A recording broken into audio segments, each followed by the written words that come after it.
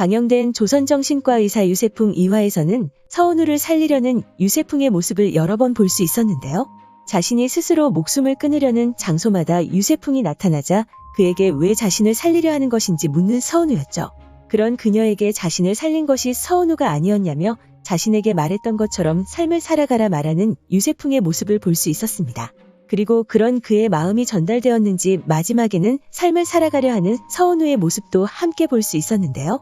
이후 예고에서는 서은우가 1화에 나왔던 것처럼 시체 검안을 하려 하는 모습을 볼 수 있었죠. 그리고 이번 화에서는 서은우뿐만 아니라 매병에 걸린 할망의 사연도 함께 다루었는데요. 할망이 꽃과 과일을 들고 어떤 집을 방문하는 장면에서 그녀의 아들과 만나는 유세풍의 모습을 볼 수 있었죠. 그리고 유세풍이 그에게 할망에 대해 묻자 오래전에 죽은 사람이라 말하는 아들의 말을 들을 수 있었습니다. 이후 할망과 그의 아들을 만나게 해주는 유세풍의 모습을 볼 수 있었는데요.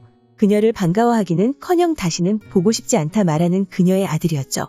그런 그에게 자신이 이때까지 만든 옷과 장식품들을 전달하는 할망의 모습과 그것을 보고 슬퍼하는 그녀의 아들의 모습도 함께 볼 수 있었습니다. 그리고 함께 집으로 돌아가자는 아들의 제안을 거절하고 결국에는 개수의원으로 돌아가는 할망이었죠. 그렇게 이번 화에서는 스스로 잘못된 선택을 하려 하는 서은우를 살리고 할망의 사연도 함께 풀어나가는 유세풍의 모습을 볼 수 있었는데요. 아마도 다음 주부터 본격적인 서은우와 유세풍의 서사가 시작될 것으로 보이죠. 그리고 이번 화 마지막 장면에서는 새로운 인물을 한 명 확인할 수 있었는데요. 유세풍과 서은우가 장터에서의 데이트를 마치고 돌아오던 길 어떤 인물과 마주치게 되는 장면을 볼 수 있었죠. 그리고 그를 모르는 것으로 보이는 유세풍의 모습과는 달리 그를 아는 것으로 보이는 서은우의 모습을 볼 수 있었습니다. 유세풍과 서은우를 번갈아서 바라본 그는 서은우의 이름을 다정하게 불렀는데요. 그런 그에게 신호오라버니라며 그를 반갑게 부르는 서은우의 모습이 나왔고 이내 그가 유세풍을 매섭게 노려보며 2화가 마무리되었는데요.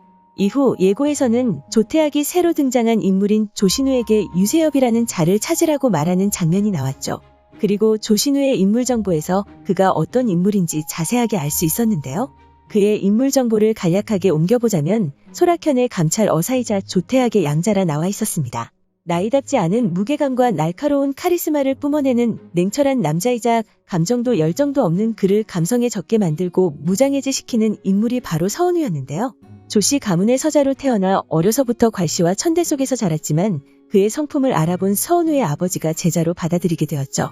그리고 서은우와 친남매처럼 지내며 그녀를 지고지순하게 짝사랑하게 되었다고 나와 있었는데요.